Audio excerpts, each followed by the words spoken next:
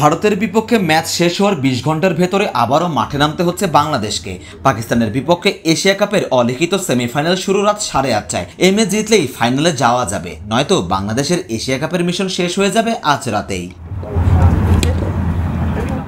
পাকিস্তানের বিপক্ষে কেমন হবে বাংলাদেশের একাদশ, কাদের উপর নজর থাকছে, শক্তিমত্তার হিসাবে কোন দলই বা এগিয়ে আছে, তাই নিয়ে চলছে জোর আলোচনা। জনপ্রিয় ধারাভাষ্যকার হার্ষা ভোগলে থেকে শুরু করে সঞ্জয় মাঞ্জরেকার, দীনেশ কার্তিক কিংবা রমিজ রাজা, সবাই করছেন চুলচেরা বিশ্লেষণ।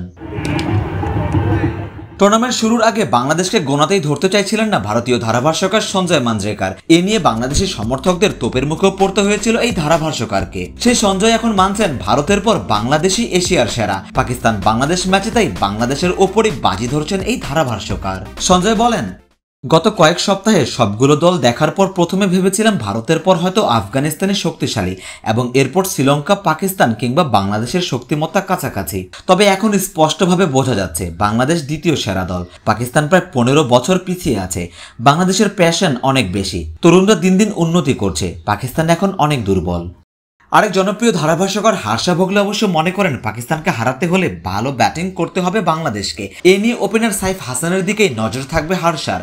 এশিয়া কাপ শুরুর আগে আলোচনাতেও ছিলেন না সাইফ হাসান, সেই তিনি এখন পর্যন্ত সবচেয়ে সফল। ভারতের বিপক্ষে দারুণ একটা 50 হাঁকিয়ে যেন আরো বেশি করে নজর কেড়েছেন সাইফ। ক্রিকবাজে বাংলাদেশ পাকিস্তান ম্যাচ পূর্ববর্তী বিশ্লেষণে হার্ষা বলেছেন, ম্যাচে সাইফের উপর নজর থাকবে, সে নিয়মিত রান করছে, সেটা বাংলাদেশের জন্য ভালো হচ্ছে, তো ব্যাটিংয়ে সাইফের ওপরই স্পটলাইটটা থাকবে। আরেক ধারাভাষ্যকার ও সাবেক ভারতীয় ব্যাটার দীনেশ কার্তিক অবশ্য চোখ রাখতে চান তাহিদ হৃদয়ের দিকে। শ্রীলঙ্কার বিপক্ষে ম্যাচ জয়ী একটা 50 ছাড়া তেমন কিছু করতে না পারা হৃদয়ের ব্যাপারে বলতে গিয়ে কার্তিক বলেছেন, আমি আশা করব হৃদয় রান পাবে, সে তাদের অত্যন্ত গুরুত্বপূর্ণ একজন ক্রিকেটার, নিজের দিনে একাই ম্যাচ জেতানোর সামর্থ্য আছে হৃদয়ের।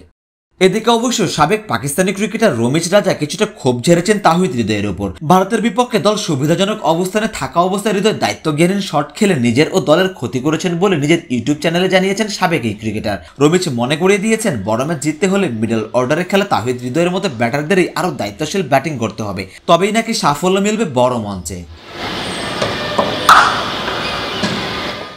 সারোয়ার সেতু, ক্রিকেট 97। বাংলাদেশ